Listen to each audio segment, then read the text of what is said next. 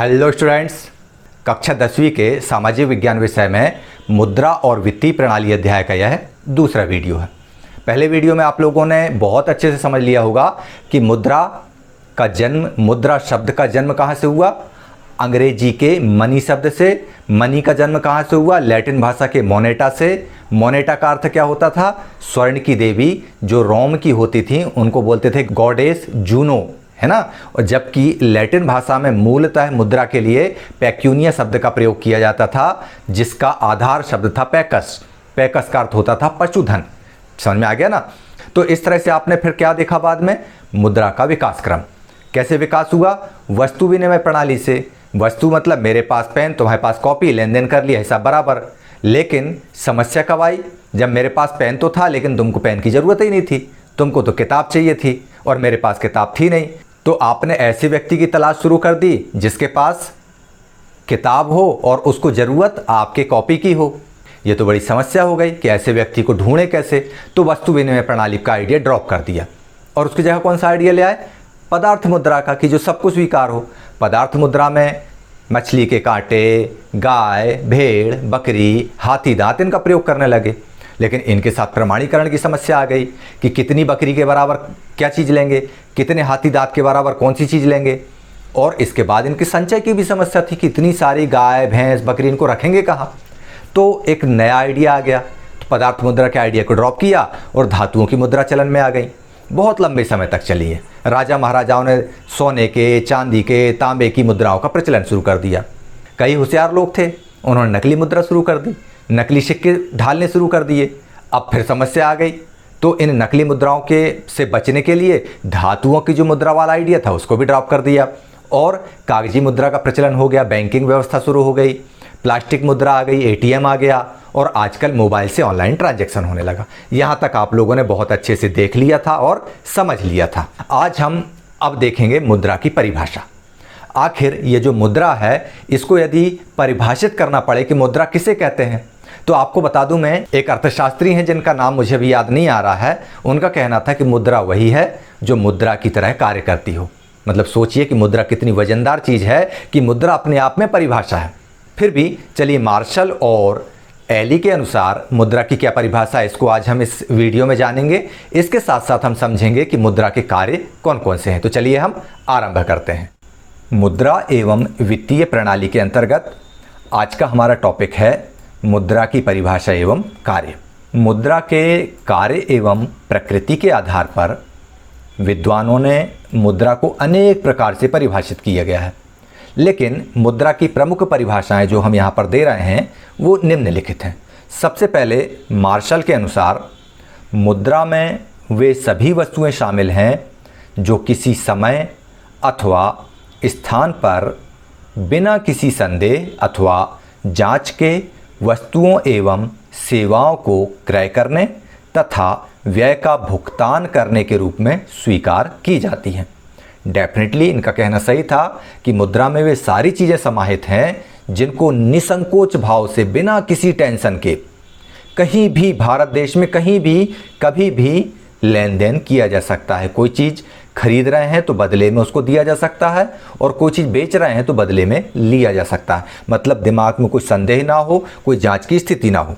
हालांकि जांच की स्थिति में आजकल जो हम रुपया का चलन हो गया है तो सिर्फ असली और नकली देखा जाता है। बाकी मुद्रा वही होती है जो बिना संदेह के, बिना जांच के वस्तुओं के क्रय और विक्रय में काम आए। ये कौन ने कहा? प्रोफेसर मार्शल ने।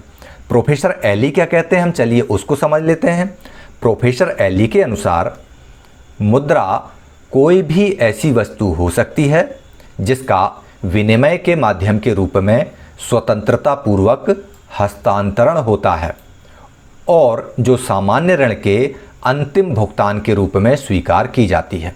मतलब मुद्रा वह चीज़ जो लेन देन को फुल स्टॉप लगा दे, फ्रीडम के साथ, पूरी स्वतंत्रता के साथ हम लेन देन करें और जब अंतिम रूप से कोई बात लेन देन खत्म करने की आए तो ये बोल दें कि भैया इतना हिसाब बचा, ये लीजिए, 5 लाख 10 लाख का हिसाब था, 5,000 10,000 का हिसाब था, ये पेमेंट कर दिया, आपका ऋण खत्म। तो ये एली ने इस तरह से मुद्रा की परिभाषा दी। उपयुक्त परिभाषाओं से स्पष्ट है कि आधुनिक युग में मुद्रा का स्थान बहुत महत्वपूर्ण है। अब हमने मुद्राओं की परिभाषाओं को देख लिया, समझ लिया, उनको याद करना पड़ेगा। मान लो आपको परीक्षा में पूछ लिया कि मार्शल के अनुसार मुद्रा की परिभाषा क्या है, या नहीं पूछा, यही पूछ लिया कि मुद्रा की परिभाषा लिखिए, तो आप क्या लिखेंगे कि मुद्रा वह व्यवस्था है या मुद्रा वह वस्तु है जो बिना किसी संकोच के लेन देन में प्रयोग की जाती हो। ठीक है ना। और एली के अनुसार स्वतंत्रता पूर्वक वस्तु विनिमय के लिए जिस माध्यम का उपयोग करें वह वस्तु मुद्रा कहलाती है, जो सामान्य ऋण का अंतिम भुगतान के रूप में भी स्वीकार होती है। इन परिभाषाओं को समझने के बाद अब हम देखते हैं अर्थव्यवस्था में मुद्रा के कार्य क्या क्या है। चलिए, मुद्रा के कार्य। सबसे पहला कार्य विनिमय का माध्यम, मुद्रा का दूसरा कार्य मूल्य का मापन, मुद्रा का तीसरा कार्य क्रय शक्ति का हस्तांतरण और चौथा कार्य है क्रय शक्ति का संचय। तो पहला कार्य जैसा कि आपको दिख रहा है विनिमय का माध्यम मतलब लेन देन का माध्यम है। दूसरा मूल्य का मापन मतलब जैसे हमने एक किताब ली, उसको बारे में क्या बताया जाता है, ये 20 रुपये की है। किसी दूसरे राइटर की किताब या दूसरे विषय की किताब 100 रुपये की भी आती है, कोई किताब 500 रुपये की भी आती है, कोई किताब 1000 रुपये की भी आती है। तो ये मूल्य का मापन रुपयों में कर रहे हैं, मतलब किसी भी वस्तु की कीमत क्या है यह बताने के लिए भी मुद्रा का प्रयोग होता है। फिर क्रय शक्ति के हस्तांतरण में मतलब किसी चीज़ के लेन देन में, और इसके अलावा भविष्य में हम कोई चीज़ खरीद सकें तो वह क्रय शक्ति का संचय कर सकें, मतलब मुद्रा को सेविंग के रूप में, बचत के रूप में भी कार्य में लाया जाता है। चलिए अब हम अलग अलग देखते हैं। सबसे पहले जानते हैं विनिमय के माध्यम को।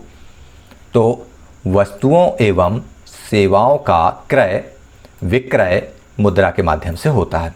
ठीक है ना, चाहे वस्तुओं का हो या सेवाओं का। अच्छा, वस्तुओं का तो समझ में आता है, किताब ली बदले में पैसा दिया, हमने गेहूं लिया बदले में पैसा दिया, हमने कोई भी वस्तु खरीदी उसके बदले में हमने पैसा दे दिया। लेकिन सेवाओं का क्रय विक्रय कैसा होता है? सेवाओं का क्रय विक्रय, जैसे मैं शिक्षक हूँ, मेरी सेवा क्या है? टीचिंग करना। मैंने शिक्षक के रूप में विद्यार्थियों को पढ़ाने की सेवा दी, बदले में मुझे सरकार ने क्या दिया? मुद्राएं दी। तो इस तरह से सेवाओं का भी क्रय विक्रय होता है, वही माध्यम क्या होता है? मुद्रा होती है। तो उत्पादक अपनी वस्तुओं को बेचकर मुद्रा प्राप्त करता है, और इसके बाद जो मुद्रा प्राप्त होती है उसके द्वारा वह अपनी आवश्यकता की वस्तुओं को खरीदता है। जैसे उत्पादक अपनी वस्तुओं को बेचकर मुद्रा प्राप्त करता है। कैसे? जैसे मान लो मैं या आप कोई किसान हो और आपने फसल उगाई, राहर उगा ली, तो वस्तु का उत्पादन किया ना, राहर का उत्पादन किया, राहर को जाके मंडी में बेच आए, तो बेचने के बाद क्या हासिल हुआ? हमको मुद्रा प्राप्त हुई। अब जब वो मुद्रा हमको हासिल हो गई, मुद्रा हमको प्राप्त हो गई, तो उस मुद्रा का क्या करेंगे हम? मुद्रा से हम हमारी ज़रूरत की वस्तुओं को खरीद लेंगे। तो ये मुद्रा का कार्य आपको समझ में आ गया होगा विनिमय के माध्यम के रूप में। अगला क्या है? मूल्य का मापन। तो मूल्य के मापन के अंतर्गत मुद्रा का कार्य हम समझें तो वर्तमान में प्रत्येक वस्तु एवं सेवा का मूल्य मुद्रा में ही मापा जाता है। बाजार में सभी वस्तुओं का मूल्य मुद्रा में ही व्यक्त किया जाता है, और यह मुद्रा का महत्वपूर्ण कार्य भी है। भाई आप लोग पूछते हैं ना, ये कितने रुपए की है ये चीज़, ये साइकिल कितने रुपए की है, ये मोटरसाइकिल कितने रुपए की है, ये मकान कितने रुपए का है। हर चीज़ को आप किससे तोलते हैं, किससे मापते हैं? रुपयों से, मुद्रा से। मतलब मुद्रा जो है किसी भी वस्तु का मूल्य तय करती है, और उसका प्रमुख कार्य भी यही है कि किसी वस्तु या सेवा का मूल्य क्या है। अब सेवा का मूल्य मान लो 3 दिन कार्य किया, उसका क्या मूल्य होगा? या मैंने 30 दिन तक विद्यालय में पढ़ाया, उसका मूल्य क्या होगा? या किसी बैंक कर्मचारी ने बैंक में काम किया, उसका मूल्य क्या होगा? तो सर्विस के बदले में, सेवा के बदले में जो मुद्रा दी जाती है वह भी मुद्रा का महत्वपूर्ण कार्य कहलाता है। ठीक है ना, समझ में आ गया होगा मूल्य का मापन कैसे किया जाता है मुद्रा में। चलिए अब हम तीसरा कार्य मुद्रा का देखते हैं, क्रय शक्ति का हस्तांतरण। मुद्रा को एक स्थान से दूसरे स्थान पर सरलता से भेजा जा सकता है।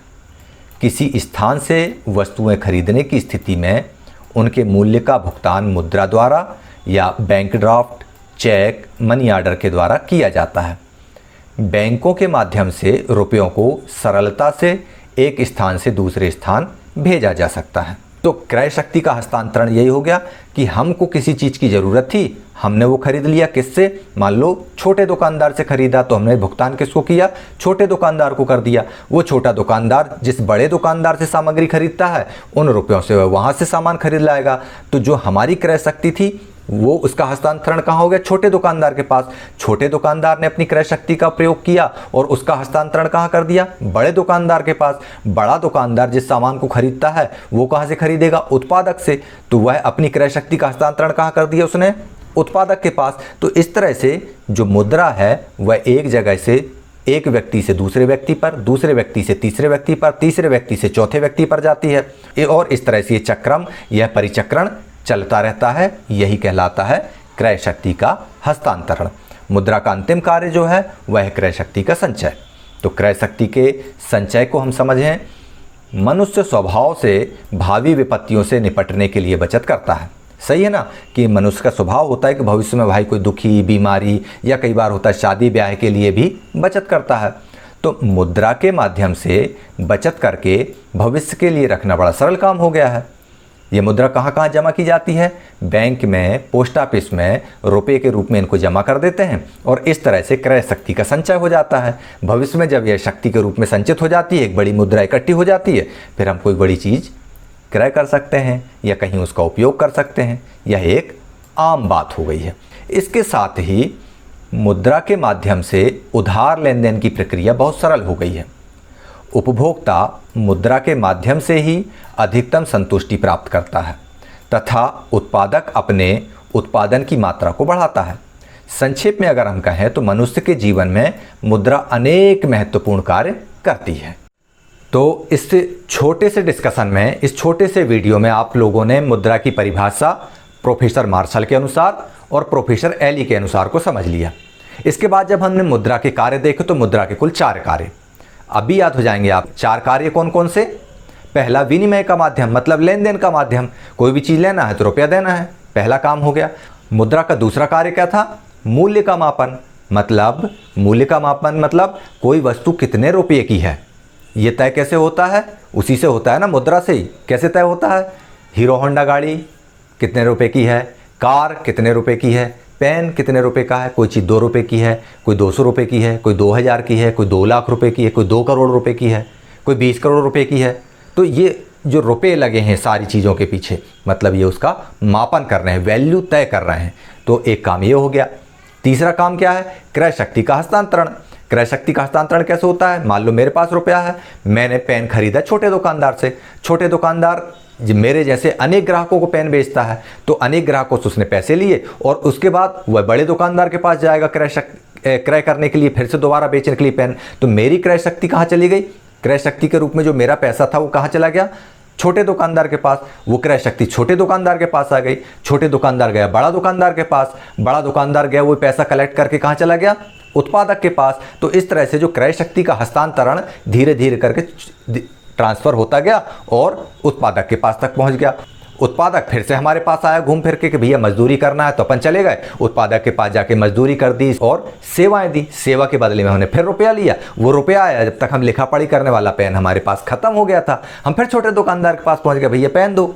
उसने हमको फिर पेन बेचा। तो इस तरह से क्रय शक्ति के जो हस्तांतरण का चक्र है यह चलता रहता है और इसमें मुख्य भूमिका कौन निभाता है? मुद्रा। तो मुद्रा का प्रमुख कार्य क्या हो गया? क्रय शक्ति का हस्तांतरण भी। एक और काम, चौथा महत्वपूर्ण, क्रय शक्ति का संचय। क्रय शक्ति का संचय मतलब आज मेरे पास खरीदने के लिए पैसा नहीं है, लेकिन कल मेरे को मोबाइल लेना है। जैसे कई बच्चे हैं ऐसे जिनके पास में व्हाट्सएप क्लासेस चल रही ना, ऑनलाइन क्लास चल रही है, मोबाइल नहीं है, तो उन्होंने क्या किया? थोड़ा थोड़ा करके गुल्लक में पैसा जोड़ते गए और 4000 6000 रुपये जब जुड़ गया तो वो पैसा क्या कहलाया? क्रय शक्ति हो गई ना। वो उस पैसा जब जुड़ गया, वो संचित हो गया, तो अब वो आपके पास में ताकत आ गई, शक्ति आ गई। काय की शक्ति आ गई? क्रय करने की। I have the purchasing power. कैसे? उस गुल्लक में आपने पैसे जोड़ के रखे थे। कुछ लोग बैंकों में जमा करते हैं। तो क्रय शक्ति का इस तरह से संचय किया और गुल्लक को फोड़ा, पैसा निकाला और पहुंच गया दुकानदार के पास, भैया मोबाइल देना जिसमें मनीष सर की ऑनलाइन क्लास आती हो, ऐसा वाला मोबाइल दो हमको। और इस तरह से आप वो मोबाइल लेके घर आ जाते हैं और फिर क्या देखते हैं? ई क्लासेस बाय मनीष सर। तो चलिए ई क्लासेस बाय मनीष सर पर इस वीडियो पर आधारित 2 प्रश्न हैं जो आपको हल करना है, उनको देख लेते हैं। छात्रोपयोगी प्रश्नावली में पहला प्रश्न है मुद्रा की परिभाषा लिखिए और दूसरा प्रश्न है मुद्रा के प्रमुख कार्य लिखिए। तो बस इन 2 प्रश्नों के आप उत्तर दीजिए और ई क्लासेस बाय मनीष सर के सभी वीडियोस को देखते रहिए। आपके सारे कॉन्सेप्ट भी क्लियर होंगे और आप परीक्षा में अव्वल भी आएंगे। तो ठीक है, बस आप लोग देखते रहिए इस वीडियो को और मुझे इजाज़त दीजिए। जय हिंद।